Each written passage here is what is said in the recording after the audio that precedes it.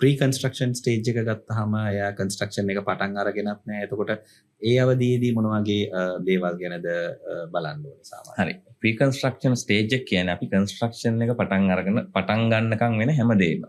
right. ඉතින් ඔය උතන්ට එනකම් ඇත්තටම එතන තමයි ප්‍රොජෙක්ට් එකේ බ්‍රේන් එක. ප්‍රොජෙක්ට් එක සම්පූර්ණම ප්ලෑන් වෙන්නේ සහ ප්‍රොජෙක්ට් එකට අවශ්‍ය හැම විස්තරයක්ම එකතු වෙන්න ඕන ඔතන. ඒ කියන්නේ එතන තමයි සක්සස් එක තියෙන්නේ. සක්සස් එක තියෙන්නේ ප්‍රී කන්ස්ට්‍රක්ෂන් ස්ටේජ් එකේ කොච්චර සක්සස්ෆුල් විදියට කරනවද කියන. කන්ස්ට්‍රක්ෂන් එක කරගෙන යනකොට ඒක තමයි ගේම් එක කියලා. එහෙමනත් ඒක නෙවෙයි ඒ වගේම ලොකු බරක් දෙන්න ඕනේ ප්ලෑනින් ස්ටේජ් එකට. දැන් අපි මුලින්ම මම කියවනේ අපි කරන්න ඕනේ තමන්ගේ රික්වයර්මන්ට් එක අවශ්‍යතාවය මොකක්ද කියන එක හරියට තේරුම් ගන්නවා. ඔව්. ඊට පස්සේ අවශ්‍යතාවය දැන් තියෙන අවශ්‍යතාවය ඉස්සරහට වෙනස් වෙන්නත් පුළුවන් නැසිස්. එතන මම කඩයක් කරනවා. මං ගාව සල්ලි තියෙනවා තට්ටු 3කට කඩේ කරා.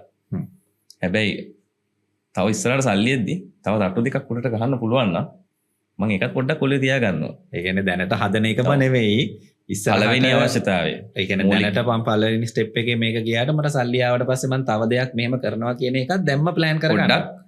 හිතන්න ඕනේ. දැන් අපි ගොඩක් වෙලාවට ඒවා හිතන්නේ නැහැ. ඒකට දැන් අපි දැනගෙන හිටියොත් දැන් පුළුවන් අපිට දැන් මූලික අවශ්‍යතාවය මොකද්ද?